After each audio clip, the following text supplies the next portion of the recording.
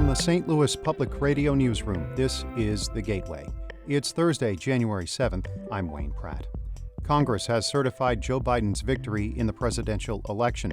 That came early this morning, hours after supporters of President Donald Trump stormed the Capitol building in D.C.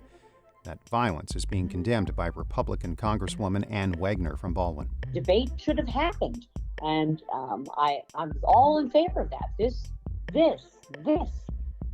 is just a travesty, something you'd think you'd see in a third world country. 4 people died in the violence yesterday in D.C. Even though it's been certified, Missouri's Republican senators are still divided on whether to sustain Joe Biden's election win. We have more on that from St. Louis Public Radio's Jason Rosenbaum. Despite many of his GOP colleagues bailing on the futile attempt to overturn Biden's win, Missouri Senator Josh Hawley remained committed to objecting. This is the forum that the law provides for. Our laws provide for those concerns to be registered, not through violence, not by appealing from ballots to bullets, but here in this lawful process. Hawley was the first senator to announce his objection to Biden's victory. It was a move that his GOP colleague, Senator Roy Blunt of Missouri, rejected. Blunt issued a statement on Wednesday calling the violence shameful. I'm Jason Rosenbaum, St. Louis Public Radio. And other members of the congressional delegations in Missouri and Illinois are condemning the violence. U.S. Representative Cori Bush told NPR's All Things Considered that lawmakers who supported a doomed effort to overturn Biden's victory should be expelled from Congress. This was a racist Republican attempt to overturn this election and disenfranchise the voices of Black and brown and indigenous voters who delivered this election for Joe Biden and Kamala Harris, and how it has led to a crisis of our democracy. And now it has incited a domestic terror attack. Illinois Democratic Senator Tammy Duckworth says she never thought she would need to defend American democracy from violent attempts to overthrow it. Republican congressmen from Illinois are denouncing the pro-Trump extremists who stormed the Capitol. Brian Mackey reports. Congressman Rodney Davis issued a statement calling this a sad day for our country. He says, quote, "The lawlessness has got to stop."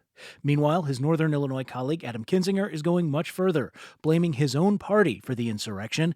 Here he is talking with NBC. Anybody that calls themselves a Republican like myself should be very ashamed right now. Kinzinger also says President Trump is responsible for what happened, but he's long been critical of the president. His Southern Illinois colleague Mike Bost, however, has been more closely aligned with Trump, even signing on to that Supreme Court brief seeking to overturn the election. Bost issued a statement calling the actions in D.C., quote, un-American, but on President Trump, he was silent. I'm Brian Mackey. Governors are also weighing in. Missouri's Mike Parson, a Republican, is not blaming President Donald Trump for the actions of his supporters. I think when you try to attach on the political game, whether you try to blame the president or blame somebody else, my understanding is the president told him not to commit any crimes. Illinois Governor J.B. Pritzker, a Democrat, is blaming the president. Pritzker says Donald Trump, quote, must be impeached and removed from office immediately. In other news, Missouri Governor Mike Parson is releasing $127 million he previously restricted from the state budget during the height of the pandemic. Parson says $1.5 million will be for the Department of Secondary and Elementary Education. $26 million is for the Department of Higher Education and Workforce Development. The Departments of Agriculture, Economic Development, and Public Safety are also receiving some of their funding back for 2021 budgets. The St. Louis Department of Health expects to get doses of coronavirus vaccine in the next couple of weeks. St. Louis Mayor Lyda Krewson says they would be for employees at federally qualified health centers and first responders like paramedics. In Illinois, Governor J.B. Pritzker has released guidelines for the next phase of that state's vaccine rollout. It will include all residents 65 and older and frontline essential workers like teachers, grocery store workers, public transit employees, and people in prison or jail.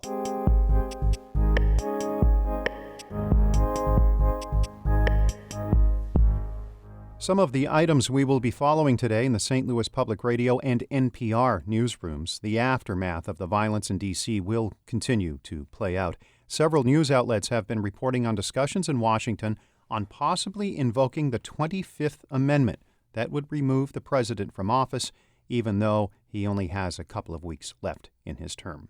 The pandemic also remains in the spotlight. Dr. Anthony Fauci will be giving a virtual lecture today at the Washington University School of Medicine. He, of course, will be talking about COVID-19. That lecture will be streamed live on YouTube. Shula Newman is the executive editor of St. Louis Public Radio. Music by Ryan McNeely of Adult Fur. I'm Wayne Pratt. From the St. Louis Public Radio Newsroom, this has been The Gateway.